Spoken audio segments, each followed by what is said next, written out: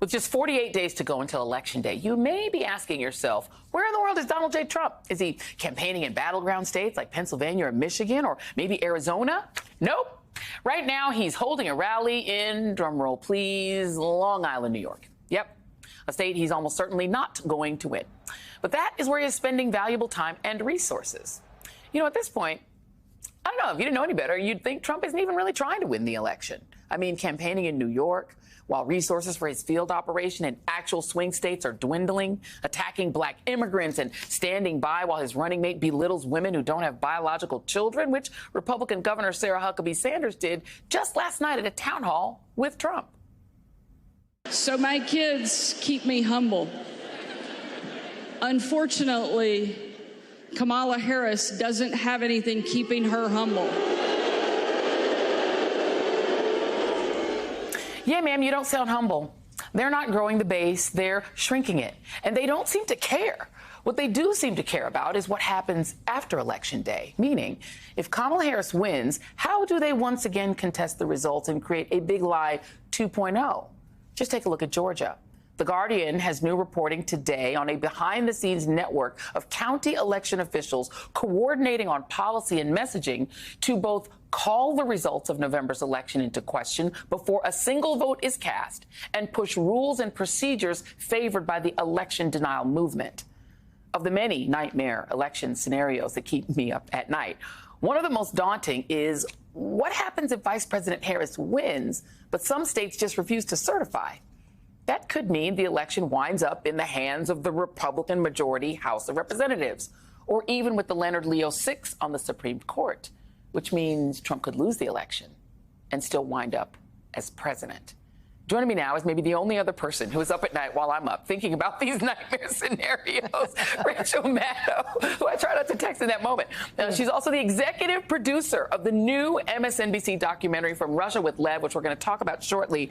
But Rachel, hello, my friend. I hold in my hand a letter that I'm sure you have read too. And this is, it's Mr. John Furvier, chairman of the Georgia State Election Board, and to him. And it is scary because it is questioning whether or not new rules are going to be put in place in Georgia that make it harder to certify the election. What is going on?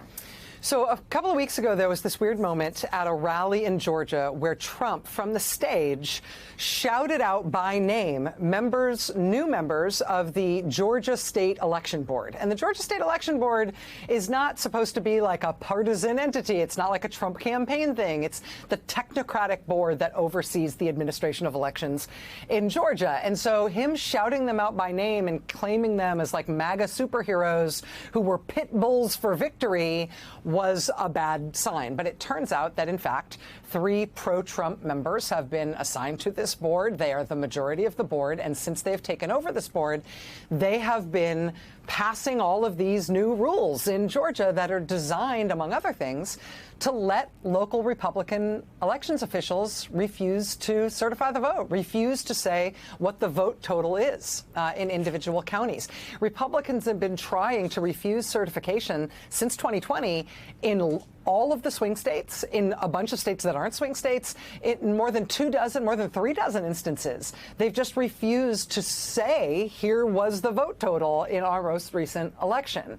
They're doing this leading up to the 2024 presidential election when it seems very clear that no matter what the results are, they're going to say there's no knowable result. And so this letter today is from the Secretary of State's office, from Brad Raffensperger's office in Georgia, telling the Georgia Election Board, you need to stop passing these new rules. We're way too close to the election. Joy, on Friday of this week, they're planning, according to this letter, to pass 11 new rules for the administration of the election. This is Raffensperger's office warning that it's way too close to the election for any of these new rules to go into effect and telling them not to do it. He actually calls what they're trying to do absurd. But there's no reason to think they're going to follow this advice. They are really intent on sort of technocratically scuttling the process of tallying the votes. And when you say soon, I mean, we're talking about early voting starts, advanced voting starts October 15. So we're talking about in a matter of weeks, not November. We're talking about October voting. They're still trying to pass rules that will make it difficult to certify. This feels like it's not a 50-state problem. It is a Georgia problem because of Republican control, maybe a Pennsylvania problem, Republican Secretary of State. But all they would need is like 1 or 2 states with enough electoral votes to bring it short of 270, right? Like that's the nightmare scenario, that somehow we end up, because one state just doesn't certify at all, we go into the Electoral College and no one has 270, or we wind up in court cases, Brad Raffensperger suing this election board and taking it to the Supreme Court. Either way, that's 2 out of 3 ways Trump loses the election and still could be president. I mean, potentially. It's a very unsettling scenario when you get into those nitty-gritty hypotheticals about how this might work. I mean, what would happen, the Electoral Count Reform Act, which was passed after what happened on January 6th, it says that the states have to have certified election results by December 11th. Doesn't say, though, what happens if they don't. And if part of the reason they don't is because it's tied up in courts and the courts can't be encouraged to meet those deadlines, the prospect arises in which a state like Georgia or some other state that tries this essentially doesn't forward its electoral votes to Washington. What would happen then, theoretically, is that the number of electoral votes you'd need to win the presidency would be reduced. It wouldn't be 270. It would be some smaller number. And theoretically, you could get there with you could get there even if you had not been able to get there had all the states' votes been counted. So, I mean, it's the worry that you have about the courts is the worry that I share, Joy, that this could be something where just delay, just obfuscation, just confusion, just muddying the waters could preclude a state from having a clear result by the time the country needs them to have a clear result. And they feel very confident in their chances once it gets into the courts. And I think that's ultimately the goal of what they're doing.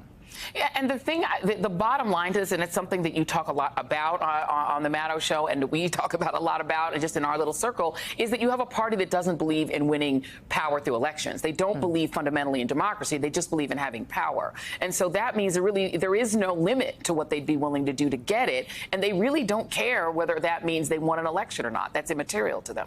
Well, yeah, I mean, when Trump won the Republican primary in 2016, he said it was rigged. When he won the general election in 2016, he said it was rigged. Before he ran for re-election in 2020, he said it was rigged. When he lost, he said it was rigged. He's already saying 2024 is rigged. He doesn't think that elections are a real thing. He doesn't think that elections are legitimate. And he doesn't want an American form of government in which elections decide whether or not he's in power, because he doesn't believe election results should be binding. And so that's what it boils down to. When people say democracy is on the ballot, that's what it is. Yeah. But the nuts and bolts way it plays out is with what is now a whole of Republican Party strategy to say, you know, we're likely not going to have any election results and we're going to have to figure this out some other way, either with the Republicans in Congress or the Republican-leaning courts. We're going to have them sort this out rather than the American people. That's the nuts and bolts way this thing gets worked out. This is why we say scaring is caring on this show. It's kind of our theme. We scare to care. We scare because we care. And look, there is a remedy for this. It's very, very high margin victories in these states. And that's very difficult to do in a very closely divided nation. But that's the answer, y'all. The answer is not to shrink from it. The answer is to vote. But don't go anywhere, because Rachel Maddow isn't going anywhere, because we are going to discuss her fascinating new documentary, From Russia with Lev, which is premiering on MSNBC this very Friday. And we will be right back to discuss.